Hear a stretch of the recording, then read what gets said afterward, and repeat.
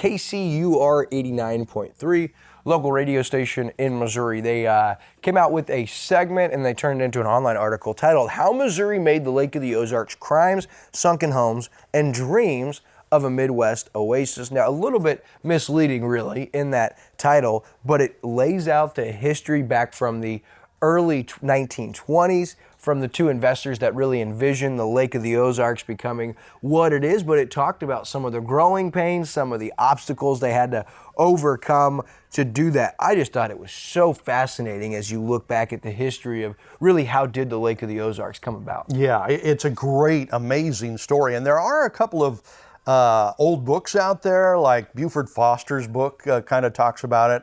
And he was one of the main people that started kind of the city of Camdenton and all that stuff and kind of the lake area. But he talked about how politicians would come in with cash, just handing out cash to make sure they'd vote, you know, to put in the dam and all that stuff. It wasn't all clean. It was a little dirty, or maybe a lot dirty, but, you know, it turned into what it is today. Yeah, and through the article, I mean, so much good information, but the two were lawyer Ralph Street, who was a Kansas City real estate developer, and he connected with Walter P. Cravens, who was the president of the Kansas City Joint Stock Land Bank, and he controlled foreclosure properties in Kansas and Missouri. And Peake said, now the plan was to trade. We'll go down to the Ozarks, we'll tell these people in the Ozarks that, hey, we'll give you land in Kansas or Missouri that's actually farmable, and that way they don't mind giving up their property. Well, so Street and Cravens created the Missouri Hydroelectric Power Company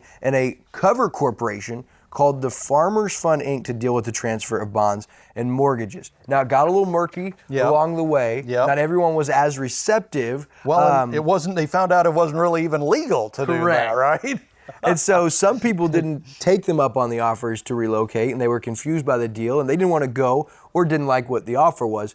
And during that time, more than 20,000 people worked to build the dam that created the Lake of the Ozarks, and that was between 1929 and 1931. And what's interesting, if you remember, that was part of the Depression era. And so jobs were not plentiful, and relocation and trying to make ends meet was a commonplace. But this provided a lot of jobs, but it also caused a bunch of controversy over the years. But I'm telling you, I don't want to spoil it. I just thought it was neat to see it broken down. There's a 33-minute, 25-second audio recording, like a podcast series on this. And they talked to people that owned property back in the day. They talked to family members of these two men and what that period was like for them. Pretty cool. And it also goes on to talk a little bit about the changes of the lake that we talk about so frequently here from back in the day, and it even talked about the old Lynn Creek, and there was two other towns that were flooded and covered, and then came, you know, Lynn Creek in Camdenton. Just fascinating to me. If you love history, you got to check that out. And if you look in our comments, I'll remember here on Facebook and YouTube to drop the link for you guys to check that out, because it's just super fascinating. Yeah, it really is. And it talks about in the story, misappropriation of funds related to the lake project landed Walter P. Cravens in prison for fraud in 1933. So just as the dam was done getting built and the water was backing up and the lake began, he was going to prison for some of his shenanigans in putting it all together. Now, the other guy, the other partner, Mr. Street, turned out to be clean. He was fine. He was doing it right. And he ended up joining, I think, the electric company, which was behind, of course, the dam in the first place and everything.